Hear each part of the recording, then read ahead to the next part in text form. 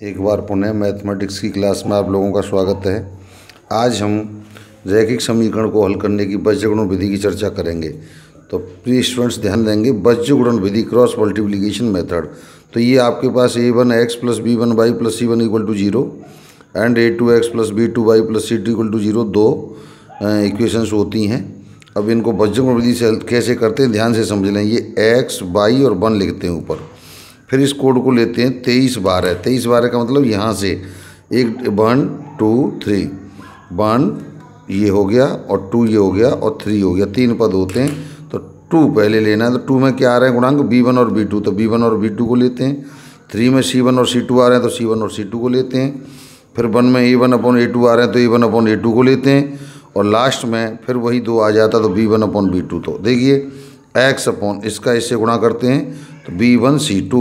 जब नीचे से ऊपर एरो जाता है तो माइनस आ जाता b2 c1 = y c1 a2 - c2 a1 = 1 a1 b2 - a2 b1। इस तरह से हमने कर लिया।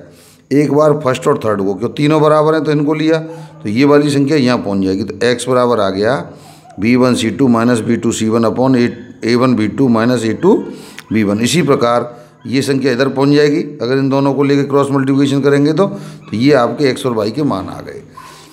अब इसी प्रकार पूरे क्वेश्चन सॉल्व करेंगे। इसमें 3 कंडीशंस में पहले बता चुका हूँ कि a1/a2 ≠ b1/b2 हो तो अद्वितीय हल आता है। इस केस में कोई हल प्राप्त नहीं होता, इस केस में अनंत हल होते हैं।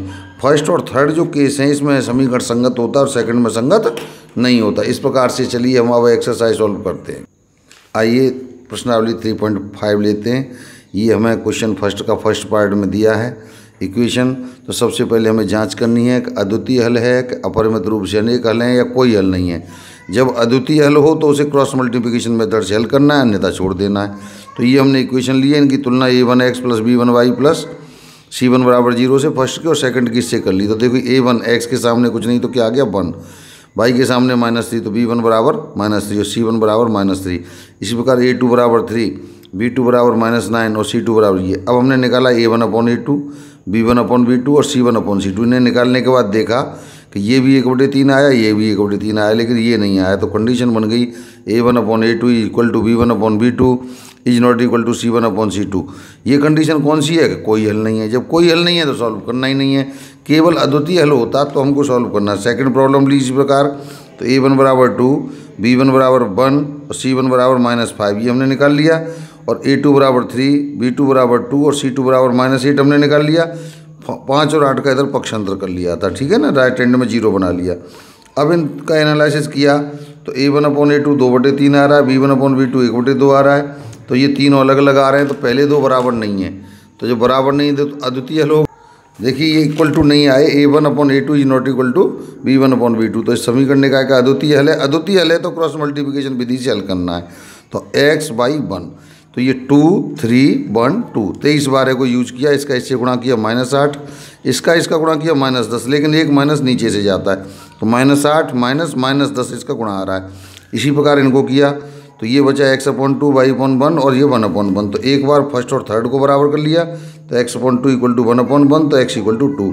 इसी प्रकार सेकंड और थर्ड को कर लिया तो y = 1। ये हमारा आंसर आ गया। सेम अब इनको चेक किया तो ये आ गया हमारे पास a1 b1 c1 a2 b2 c2, ठीक है ना। जब ये आ गए तो अब इनको चेक करेंगे, कंप्लीटली चेक करेंगे। तो a1/a2 1/2, b1/b2 1/2, c1/c2 1/2 तीनों बराबर आ गए। तो अपरिमित रूप से अनेक हल हैं। इनको अब बीजगणन विधि से सॉल्व करने की आवश्यकता नहीं है। केवल जब अद्वितीय हल होता तो उसी केस में हम सॉल्व करते, ठीक है। क्वेश्चन नंबर सेकंड में कह रहा है a और b के किन मानों के लिए निम्न रैखिक समीकरणों के युग्म के अपरिमित रूप से अनेक हल हैं। तो ये हमें समीकरण दे दिया तो यहाँ से सॉल्व कर रहे हैं। तो देखिए 7 को और इसको इधर पक्षांतर करके राइट हैंड में 0 बनाया। फिर a1 b1 c1 a2 b2 c2 निकाला। चूँकि क्वेश्चन में कहा गया अनेक हल हैं तो कंडीशन कौन सी लगेगी, a1/a2 = b1/b2 = c1/c2। वैल्यू रख के सॉल्व कर रहे हैं हम। तो 2/a - b = 3/a + b = -7/- 3a + b -2। तो माइनस से माइनस कट गया।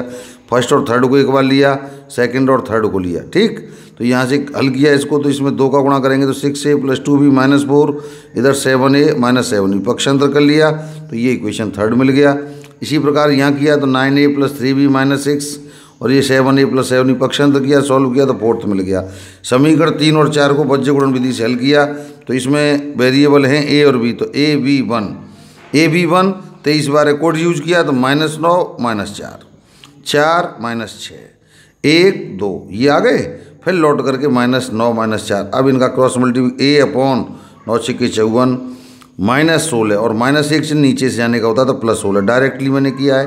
b/8 -+6 ये 1/-4 +18 हो गया तो a/70 b/14 और 1/14 आ गया तो a/70 = 1/14, तो ये हो गया a = 70/14, तो 5 टाइम कट गया, 14 से 14 कट गया तो b = 1। इस तरह से हम क्वेश्चन को सॉल्व कर देंगे। सेकंड क्वेश्चन पर ध्यान दें, ये कहता k के किस मान के लिए इसका कोई हल नहीं है। क्वेश्चन में कहा गया, किताब में देख सकते हैं।